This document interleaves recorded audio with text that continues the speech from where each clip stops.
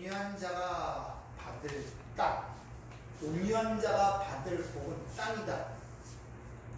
어떻게 보면 상당히 쉬운 이야기를 드립니다. 즉 친절하고 부드러운 성품으로 착한 일을 하는 자들에게는 그 보상으로 땅이 주어질 것이다 라는 그런 의미를 본다면 오늘 본문 말씀이 너무 쉽죠. 그런데 우리가 세상적으로 잠깐만 생각해봐도 땅을 얻으려면 온유해서는 안 돼요. 복부인들처럼 아주 억척스러워야 됩니다. 그래서 땅을 얻을 수가 있다는 말입니다. 오늘 이 온유한 자가 복을 받는다, 이 땅이라는 이 문제를 통하여 오늘 본문이 쉽지 않습니다. 내가 카톡에 올린 그 읽어보라고 한 그 성경 구절의 내용을 봐도 그렇죠. 이게 성경 전체의 이야기가 이 땅이라는 이야기 속에 담겨 있다는 걸 아셔야 됩니다. 일단 구약의 얘기가 약속의 땅, 가나안 땅의 이야기 아닙니까? 그리고 신약의 이야기가 새하늘과 새 땅의 얘기고, 즉 신구약 전체가 이 땅에 대한 이야기예요. 그러니까 이 이야기가 결코 쉽지 않다는 것을 여러분이 아셔야 됩니다. 그래서 이 온유한 자는 땅을 복으로 받을 것이라는 이 내용을 알기 위해서는 창세기부터 요한계시록까지 다 뒤져봐야 돼요. 그래서 성경들이 상당히 많은데 그 중에 압축하여 제가 여러분에게 말씀을 드리고자 하는데, 많은 성경구들을 찾아 여러분에게 말씀을 드릴 것입니다. 이번 기회를 통하여 하나님의 약속의 땅이라는 것이 무엇인가를 이해할 뿐만 아니라 그 온유한 자에게 주어진다는 그 땅이 지금 이 세상에서, 이 현실 속에서 어떻게 우리에게 주어져 있는가를 여러분이 간파를 하셔야 돼요. 결국 땅이라는 것은 하나님 나라를 상징하는 것이거든요. 이 땅은 이미 창세기 1장 2절부터 나오기 시작합니다. 땅이 혼돈하고 공허하여 흑암이 깊음이 있고 하나님의 신이 수면에 운행하십니다. 이런 상태, 빛이 드러나자 거기에 틀이 세워지고 내용물이 채워지는 내용이 창조의 모습 아닙니까? 그 땅에 대한 이야기는 하나님의 나라에 대한 이야기고, 그 땅의 한 부분으로 만들어진 인간, 아담에 대한 이야기이기도 하다는 것입니다. 그래서 그게 총체적으로 결론의 그 땅이 누구냐? 인자 라고 칭한 예수 그리스도에 대한 이야기며, 동시에 연합된 하나님의 백성들, 성도에 대한 이야기가 오늘 이 5절 한 절 말씀 속에 다 포함이 되어 있다는 것을 여러분이 잘 기억하시길 바랍니다. 우선 이 온유라는 말을 국어 사전적 의미로 한번 찾아보니까 성격, 태도 따위가 온화하고 부드러움이라고 그렇게 이야기를 합니다. 성격이나 기질이 온화하고 부드러운 상태, 이것을 국어 사전적 의미로 온유라고 정의를 하고 있더라고요. 그럼 오늘 주님께서 말씀하시는 그 온유가 국어 사전적 온유야겠냐겠습니까?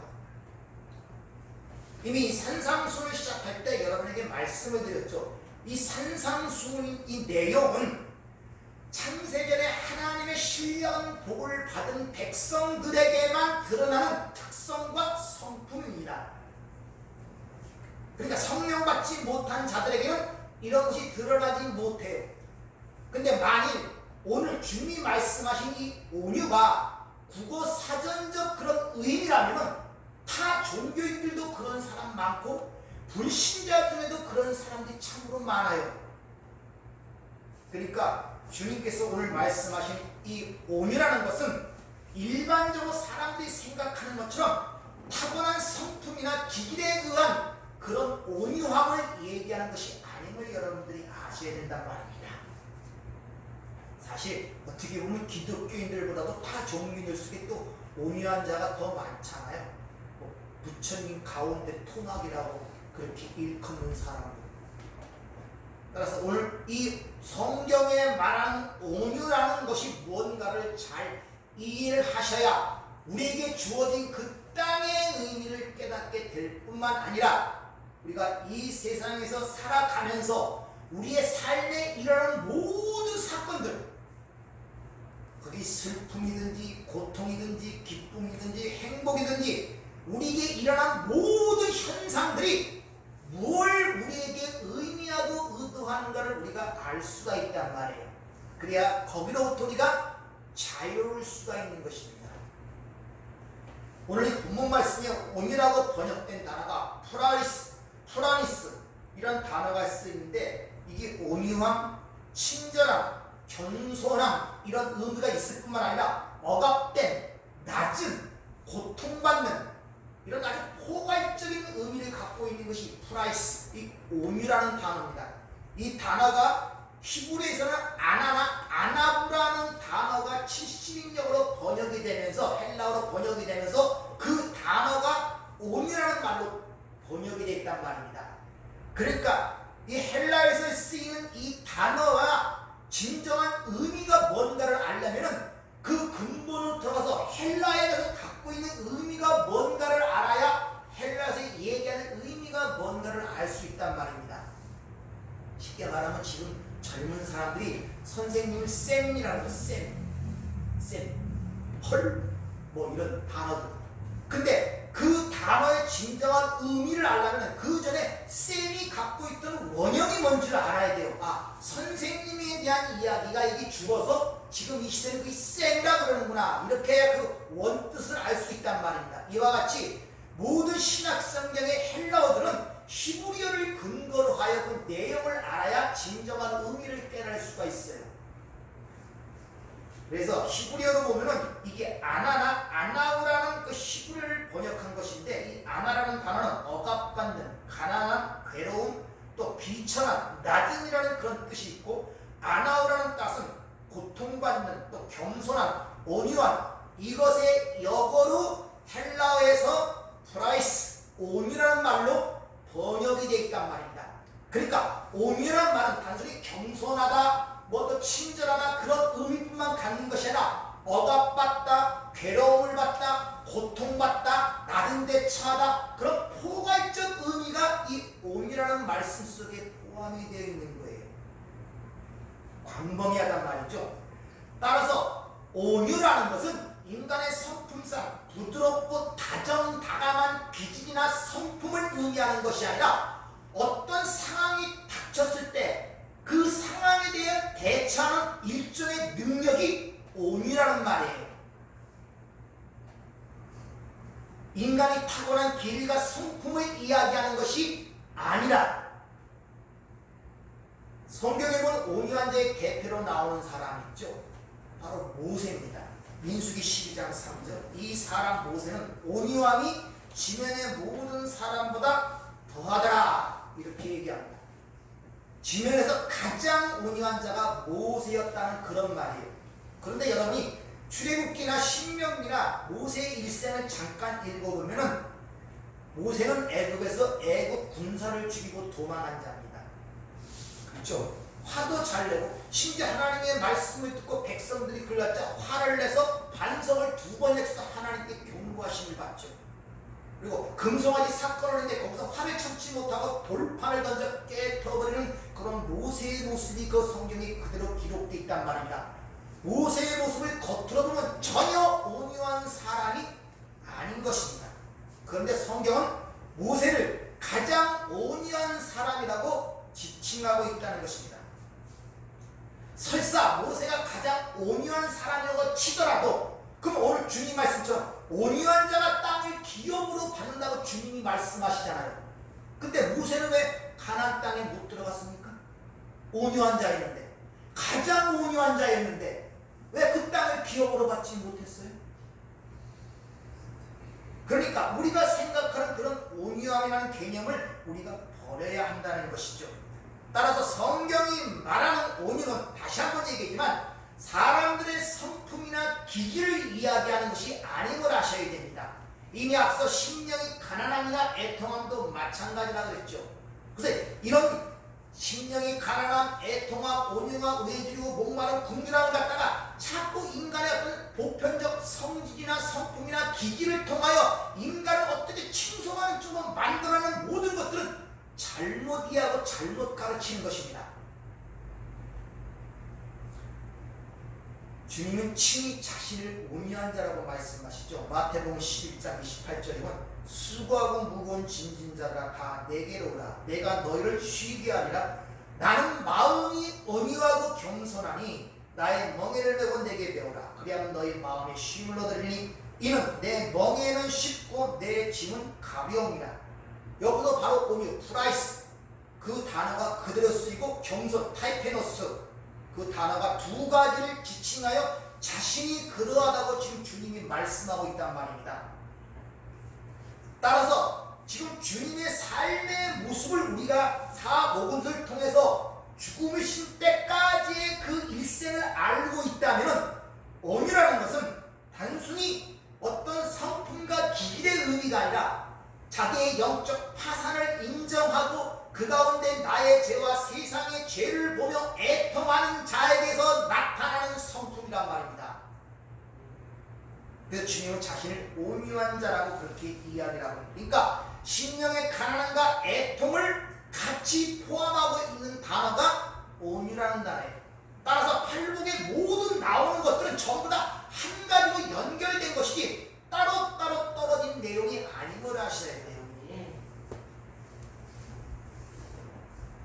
즉 그러니까 심령이 가난한 자는 자신의 죄와 세상의 죄로 말미암아 애통하게 되어 있고 그들은 그러한 애통하는 상태를 갖다가 온유하다 이렇게 이야기를 하고 있단 말이에요. 이게 주님의 삶의 모습이잖아요. 그래서 내가 바로 마음이 온유한 자고 겸손한 자다 주님이 이렇게 말씀하고 있다는 것입니다. 마태복음 21장 15절에 보면 십자가의 죽으시로 들어가시는 예루살렘 입성의 모습이 나타납니다. 거기에 보면 마태복음 21장 5절 시온의 딸에게 이르기를 내 왕이 내게 임하나니 그는 겸손하여 낙이 곧 멍에 매는 짐승의 새끼를 타도다 하라 하였느니라. 예루살렘 입성시에 낙이 새끼를 타고 가는 것을 겸손하다 그렇게 번역했는데 이 단어가 프라이스, 온이라는 단어와 똑같은 단어입니다. 근데 여기서는 겸손이라고 그렇게 번역을 했단 말입니다. 따라서 온유라는 것은 어떤 국어 사전적 의미에서 부드럽고 어떤 온화한 그런 성격이나 태도를 의미하는 것이 아니라 고난과 핍박에 억눌린 그 자리에 있는 것과 연관이 된다는 걸 아셔야 돼요. 성경이 말하는 온유함이라는 것은 주님이 그런 삶을 살아가면서 그런 상태에 있는 자신을 마음이 온유하고 겸손한 자다 이렇게 얘기하잖아요. 그리고 십자가에 달리기 위하여 예루살렘 입성하는 그 과정 속에서도 겸손하여 나귀 새끼를 탔다 이렇게 얘기하잖아요. 그러니까 온유라는 것은 우리가 생각하는 그런 세상적 의미가 아니라 어떤 억압과 눌림과 낮아짐 속에 나타나 있는 상태를 온유라고 성경은 그렇게 정의를 하고 있는 것입니다. 그리고 겸손이라는 단어는 여러분들이 아시다시피 있는 자가 없는 자에게 겸양을 떨기 위하여 마치 자기 자신을 낮추는 그런 것이 겸손이 아니라 하나님 앞에 창조주 앞에 피조물로서 살아가야 할 삶의 상태를 겸손이라고 하는 거예요. 세상에서는 겸손이라고는 많이 가진 자가 많이 배운 자가 못 가지고 못 배운 자에게 자신의 어떤 것을 낮춰서 그들과 같이 그들에게 자신의 겸양을 보이는 것을 겸손이라고 그러잖아요. 성경은 그런 걸 겸손이라고 그러지 않냐고 하나님 앞에서 창조주 앞에서 피조물의 위치로서의 삶을 살아가는 것 그것을 겸손이라고 해요. 그러니까 쉽사리 세상에서 사람들 앞에서 정치하는 거 있잖아요. 선거 때만 되고 와서 시장을 만나서 악수하고 이런 게 겸손이 아니란 말입니다. 성경이 얘기하는 것은. 마태복음 11장은 아니 마음이 온유하고 겸손한 게 중방에 들어니까 앞에 그 전에 무구하고 수고하고 무거운 짐진 자들아 다 내게 오라 이렇게 말씀하시죠. 근데 내게 와서 그 멍에를 메면 내 짐은 쉽고 가볍다고 얘기해요. 자, 주님이 자신이 지는 짐이 뭡니까? 십자가잖아요. 근데 그게 쉽고 가벼운 것이라 그래요. 여기서 쉽다고 번역된 헬라어 단어가 크레스토스라는 단어가 쓰이는데 탁월한, 유용한, 사람에게 사용될 때는 훌륭한, 정직한, 온유한 이런 뜻을 가집니다. 따라서 멍에가 쉽다는 이 말은 그것이 까다롭거나 가볍다는 뜻이 아니라 예수님의 그 짐은 참으로 탁월하고 유용한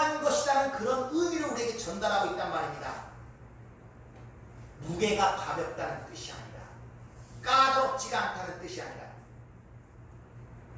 그래서 무거운 짐과 쉽고 가벼운 짐 사이에 온유와 겸손이 들어가 있어요. 무거운 짐이 쉽고 가벼운 짐으로 되기 위해서는 반드시 그 가운데 뭐가 들어가 있냐? 온유와 겸손이 들어가 있단 말입니다. 따라서 온유라는 것은 무거운 짐을 쉽고 가볍게 만들 수 있는 하나의 일종의 능력을 우리에게 주는 것, 어떤 그것을 이야기하고 있단 말입니다. 따라서 무겁고 그 강한 짐이 나에게 쉽고 가볍게 되려면 반드시 우리가 어떻게 돼야 된다? 온유한 자가 돼야 돼요.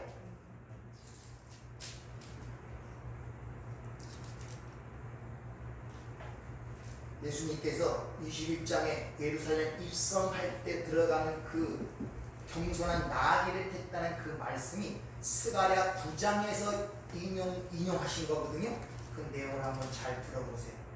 거기서 그 내용을 이용하셔서 자신이 그렇게 말씀하셨는데, 거기서 시온에 따라 크게 기뻐할지어다. 예루살렘에 따라 즐거이 부를지어다. 보라, 내 왕이 내게 임하시나니 그는 공의로우시며 구원을 베푸시며 겸손하여서 나귀를 타시나니 나귀의 작은 것 곧 나귀 새끼니라. 내가 에브라임의 병거와 예루살렘의 말을 끊겠고 전쟁하는 활도 끊으리니 그가 이방 사람에게 화평을 전할 것이요 그의 통치는 바다에서 바다까지 이르고 유브라데 강에서 땅 끝까지 이르리라. 또 너로 말할진대 내 언약의 피로 말미암아 내가 내 갇힌 자들을 물없는 구덩이에서 놓았나니 갇혀있으나 소망을 품은 자들아 너희는 이웃으로 돌아올지니라. 내가 오늘도 이르노라 내가 네게 갑절이나 갚을 것이라.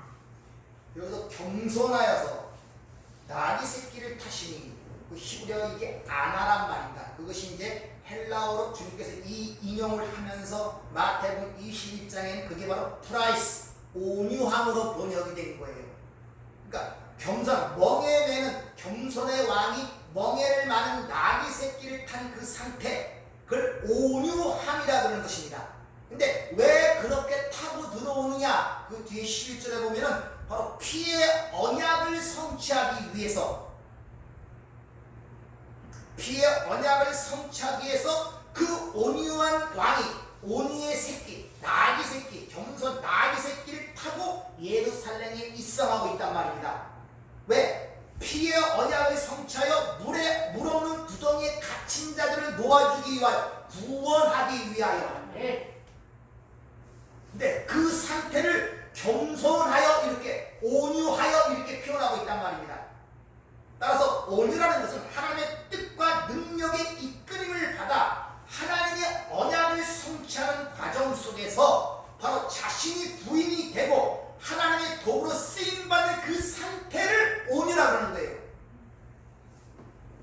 그래서 모세가 기계적으로 성품적으로 온유한 자가 아니었지만 하나님의 장중에 붙잡혀서 하나님의 백성들이 이끌어내는 지도자의 역할, 구원자의 역할을 하는 상황 속에 있었기 때문에 그 모세를 지면에서 가장 온유한 자다라고 성경은 표현하고 있단 말입니다.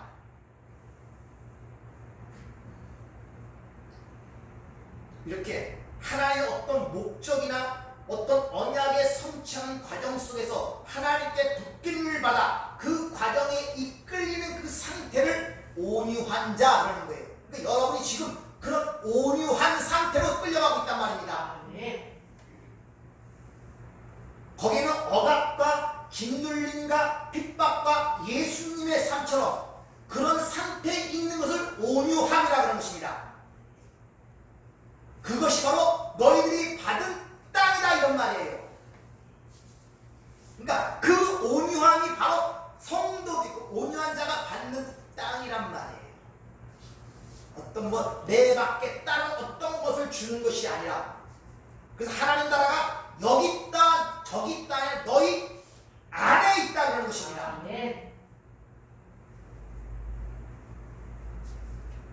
예수님의 삶을 한번 잘 살펴보세요. 예수님은 하나님의 아들, 성자, 제1이신 하나님이셨습니다. 그러나 하나님의 뜻을 성취하기 위하여 쓰임받는 도구로서 이 땅에서 죽기까지 복종하셨습니다.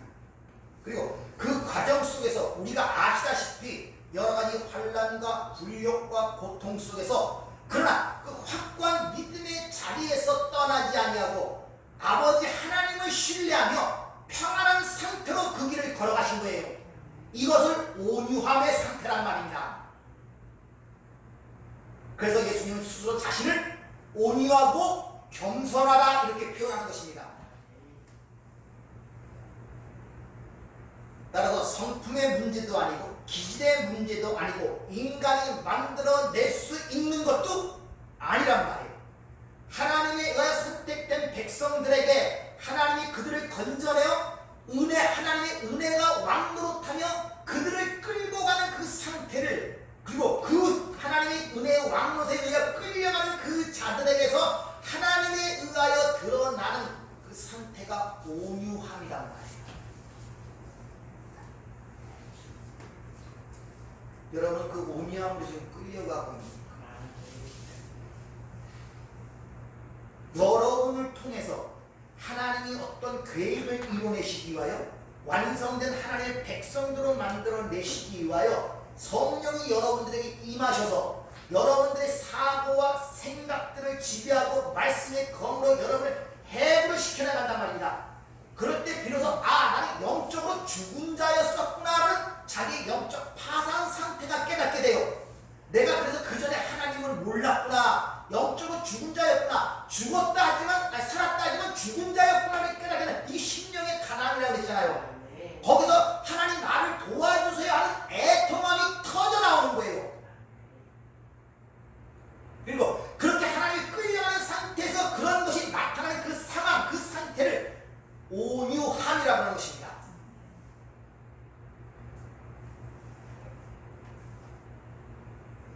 근데 바로 그 온유함이 성도가 받는 땅이라는 것이 오늘 본문 말씀의 핵심이라고 합니다. 그래서 잘 들어보세요. 지금 이야기가 힘들지 모르지만, 자, 그렇게 하나님의 이끌림에 의하여 온유한 자가 되는 그 상태에 있는 그 결과가 우리의 성도의 신앙생활에 있어서 어떻게 드러나냐 하면은 사람과 세상을 대하는 태도가 변하기 시작합니다. 그리고 자신에게 닥치는 고난, 어떤 환난의 현실 역시 그것을 대항하는 반응과 응답하는 그것도 변하게 됩니다. 여러분의 신앙생활은 잘 살고 예전과 좀 달라지지 않았습니까? 같은 상황을 보고 같은 상황에 닥치는데 예전보다는 좀 포용력이 있고 여유도 생기고 그렇지 않습니까? 바로 하나님이 이끄시는 그 온유함 속에 나타나는 삶의 현상들이 우리 삶 속에서 그런 모습으로 자꾸 나타나는 거예요. 변화. 그리고 그런 상황이 자주 반복될수록 모든 것이 합력하여 하나님의 선을 이루는구나 쪽으로 깨닫기 시작하는 거예요. 모든 것은 나의 유익을 위한 것이구나 라는 식으로 모든 문제를 바라보는 시각이 자꾸 그런 쪽으로 보게 되니까 어떤 문제가 닥칠 때마다 당황스럽거나 힘들어하거나 고통스럽거나 절망과 낭망에 빠지는 것이 아니라 오히려 거기서 여유와 포용과 관용이 드러나기 시작하는 것입니다.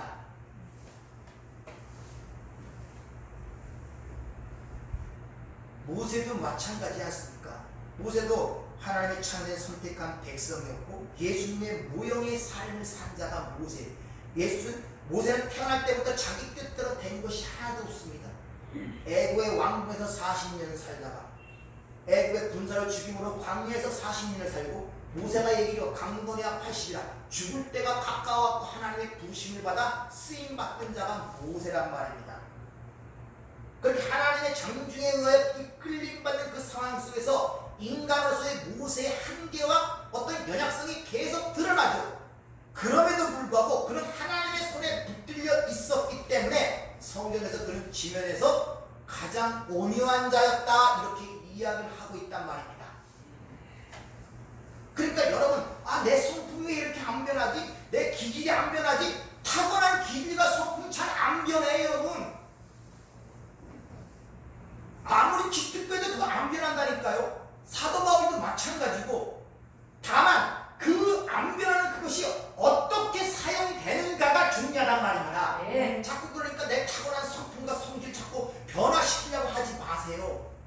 뒤엎는다니까요. 근데 성경이 이해하는 그런 것들을 전부 다 타고난 성품과 기질로 이해하니까 자꾸 타고난 것을 고치려고 하니까 스스로 점점 힘들어지는 거예요. 진리를 알란 말이다. 진리를. 네. 그래야 우리가 거기서 자유로울 수가 있단 말이야. 네. 이렇게 하나님에 의하여 그렇게 끌려가는 자들, 하나님의 손에 의해 끌려가는 자들은 다시 말하면 세상의 가치관과 세계관과 반대되는 삶으로 끌려가는 자들이란 말입니다. 그래서 요한복음 21장으로 끝났잖아요. 베드로에게 뭐랬습니까? 남이 내게 띠를 띄우고 내 원치 않는 곳으로 데려가리라. 이것이 바로 오유란 말입니다. 여러분이 원하는 곳으로 데려가는 것이 아니라 원치 않는 곳으로 데려가요. 그러니까 여러분, 내 뜻대로 왜 안 되지? 내 생각대로 왜 안 되지? 당연한 거예요. 여러분 뜻대로 안 된다니까요. 아니 성경 그렇게 얘기하고 있잖아요. 근데 우리는 고집이 세갖고 끝까지 내 뜻과 내 고집으로 하려고 그래요.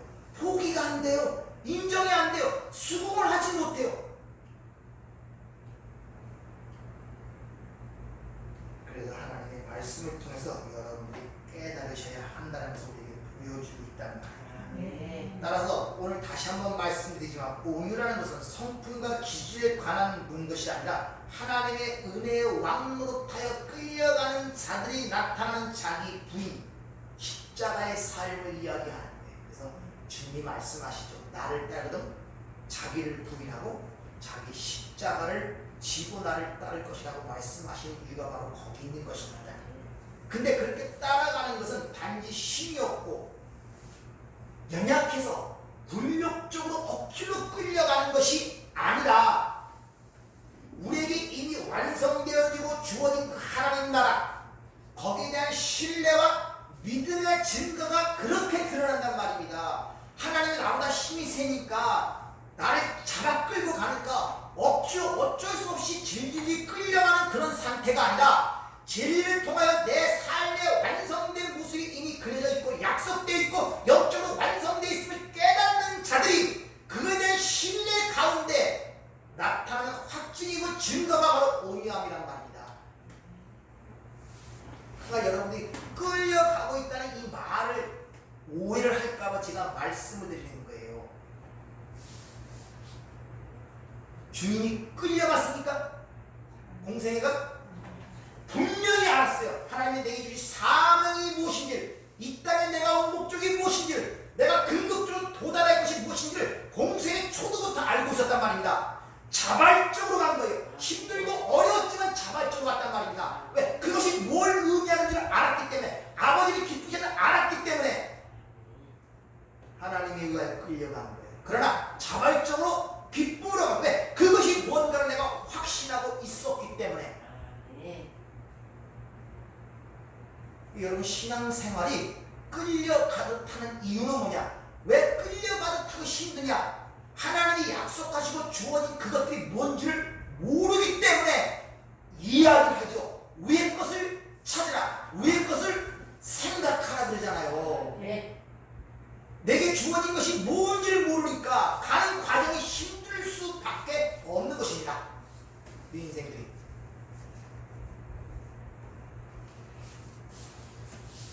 우리 성도는 예수님과 연합이 되어 있음을 얘기합니다. 그렇죠?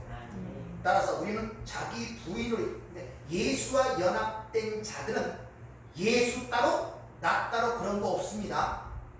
그건 두 인격을 가진 거예요. 그런 것은 정신병자들이지 그게 아니란 말이야. 자기가 부인되고 우리는 작은 예수로 해버리는 거예요.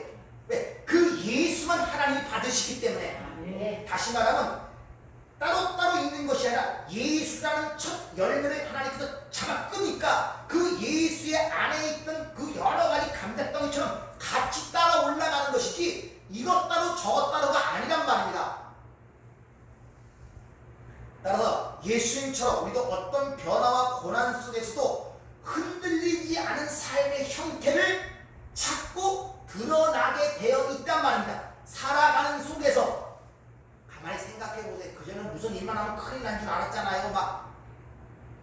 그래서 나도 모르게 신앙생활이 깊어지고 믿음이 깊어지니까 뭐 그렇게 요동칠 일이 하나하나 사라져가잖아요. 그런 걸 못 느끼십니까? 그렇게 옛날에는 그거 보면 막 속이 뒤집어지고 막 그걸 같은데 지금은 맹숭하고 뭐 그거 거치고 이렇게 그런 여유가 어디서 나왔습니까? 하나님이 하시겠지 않은 그런 여유가 어디서 나오냔 말이에요. 바로 하나님의 이끄심 속에서 여러분이 온유한 자로 만들어가는 과정 속에 있었기 때문에 그런 게 드러나는 것이란 말입니다. 따라서 이 역사 속에서 하나님의 백성들은 하나님의 언약에 의하여 또 다른 말 하나님의 사랑하심에 의하여 그 완성된 자리로 간다는 사실을 확증하기 때문에 자신에게 닥치는 고난이나 역경들을 인정하고 수긍한단 말입니다. 그걸 하나님과 함께 가는 과정 속에서 나타나는 것이기 때문에 하나님이 허락하시고 나의 유익을 위한 것임을 내가 알고 있기 때문에 쉽사리 수긍을 하는 거예요. 그리고 결국 그것이 합력하여 하나님의 선한 뜻을 이루는 자를 알기 때문에 모든 것에 순응하는 그 자리로 밀려가게 되는 거예요. 쉽게 말하면 온유한 삶이라는 것은 바로 이거예요. 항상 기뻐하라, 쉬지 말고 기도하라, 범사에 감사하라. 이것이 온유한 삶의 형태란 말입니다. 이것이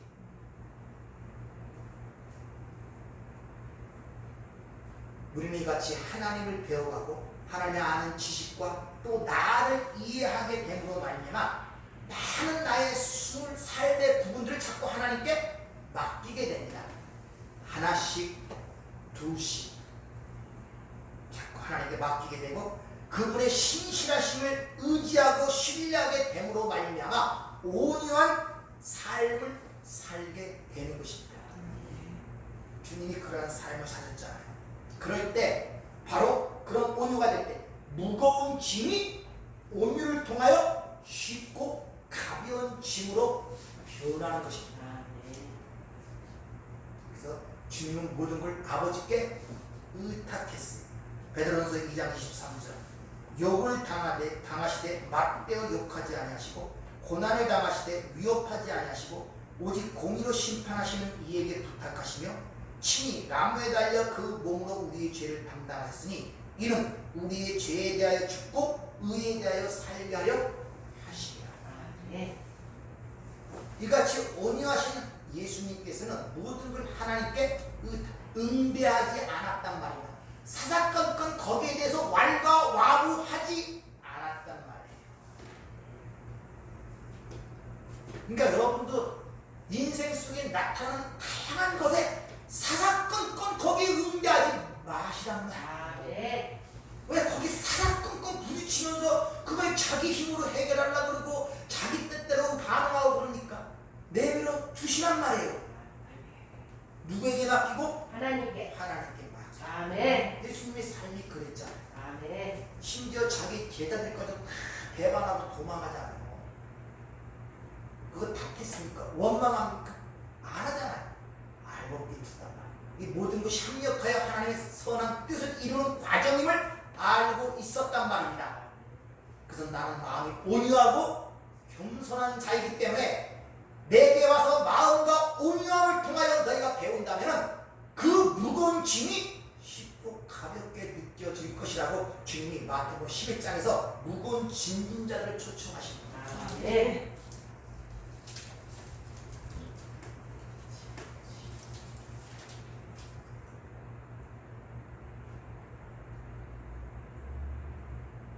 오늘 여기까지 하겠습니다.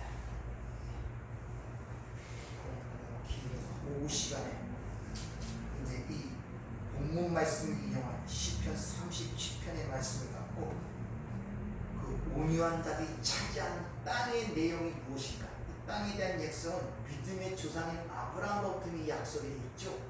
아브라함과 이삭과 야곱도 에스겔에서 스가랴 전부 다 땅에 대한 이야기들이 그 결국 마지막 책 요한계시록 21장에 새하늘과 새 땅으로서 모든 게 완성되는 모습이 성경에 기록되고 있습니다. 그래서 땅에 대한 이 이야기를 잘 이해해야 그 땅의 본체인 성도들의 삶의 특징이 무언가를 이해하게 됩니다.